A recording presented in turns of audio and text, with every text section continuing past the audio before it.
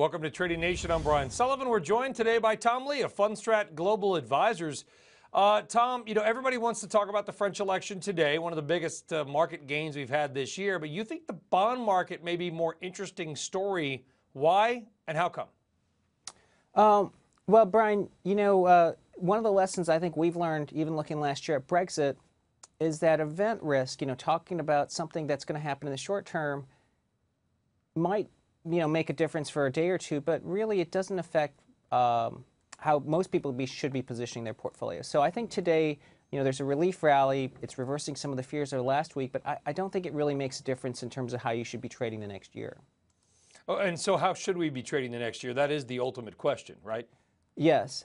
We're still sticking with our view that, while we're still bullish on the economic growth and we think the expansion's still healthy, we think stocks just don't have great risk reward right now. And I think part of it is the divergence you and I were chatting about, that the 10-year has almost, retraced more than half of its rally since the November election. High yield has actually widened and lost more than half of its rally.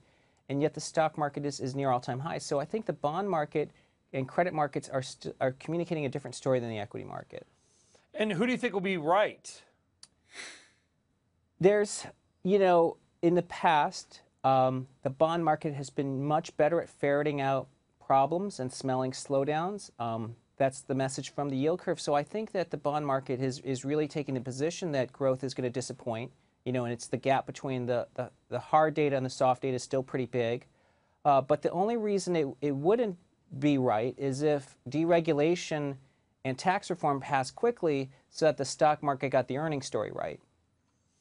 Yeah, and what would be your biggest concern over the U.S. stock market? Is it simply valuation, or is that because earnings you think have peaked out and therefore the multiple must come down? If the valuations are too high, I guess what I'm asking, Tom, is something's got to then trigger that move to where we reset our expectations, or maybe the denominator gets cut.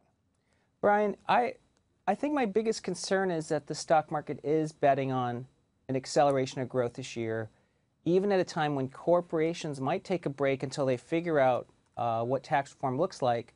And it's coming at a time when margin debt is so high. So I think the risk in my, in our view, is that a drawdown could be a lot bigger than people expect because it would trigger forced selling. So, I think we still think that there's more downside risk than upside risk in stocks. All right, more downside risk than upside risk. I think there's going to be the headline. Tom Lee of Fundstrat. Thank you, Tom. Appreciate it. Thanks, Brian. All right, folks, thanks for tuning in to Trading Nation. As always, I'm Brian Sullivan. Take care.